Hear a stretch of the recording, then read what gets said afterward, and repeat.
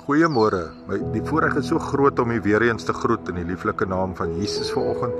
En vanoggend het ek vir u 'n kragtige boodskap. Ek het gister ook so 'n bietjie oor dit bedien, maar ek wil vanoggend dit weer met u deel en ek wil u aanhits gaan lees gerus hierdie gedeelte deur. Dit kom uit 2 Konings hoofstuk 19, lees die Here gedeelte. Waaroor dit basies gaan, is daar was 2 konings. Een noem het nou maar 'n onregverdige of 'n hoogmoedige of 'n koning wat dink hy is tot alles in staat deur homself, en dan het jy 'n koning gehad wat absoluut die Here gedien het, of God vertrou het vir alles in sy lewe en alles wat hy bekom het hy die hand van God daarop gesoek.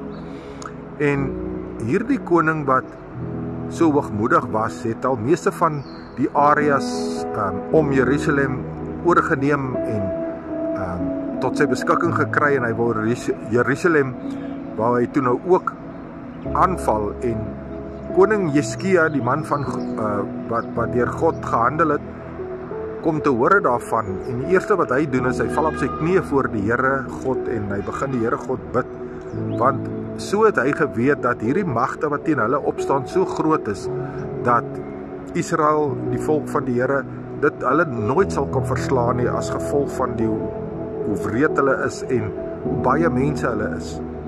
En so het Jeskia tesame met Jesaja,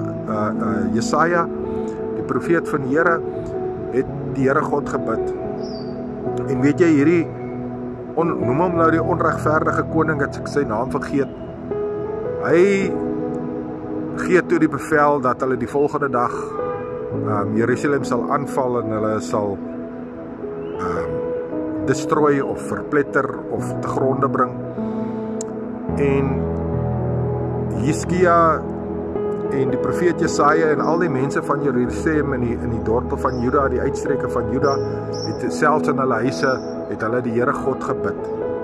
En daardie nag, net voor hulle sou aanval, stuur die Here God 'n engel met 'n swaard van vuur tussen daai mense in, en daar word baie van hulle gedood.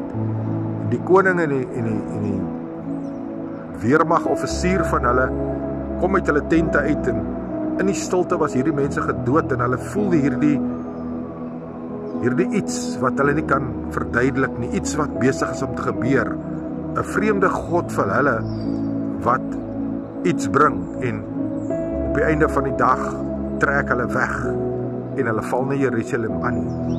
Wat is die saak wat ek met u wil deel vanoggend? Weet jy, is jy 'n pa van jou huis wat in hoogmoed en die eie ekke en alles wil vat vir jouself? Of is jy 'n vader, 'n pa wat op jou knieë die Here se teenwoordigheid soek? Weet jy, hierdie engel wat die Here tussen daai manskappe ingestuur het, is vir my altyd 'n herdenking aan die feit dat Jesus Christus het ook vir jou en vir my ingetree. En jy hoef nie hierdie koning van jou huis te wees wat vol hoogmoed en die eie ekke aanhang en al die wêrelds dinge vir jouself te wil hê nie. Jy kan op jou knieë jou gevegte veg, en jy kan in sagmoedigheid en ontzag vir die Here kan jy elke dag stap. Gaan lees gerus hierdie gedeelte deur. Ek is pastoor Gary, brood en water, 5 minute woord, groete, seëngroete, en weet net, Jesus is baie lief vir jou.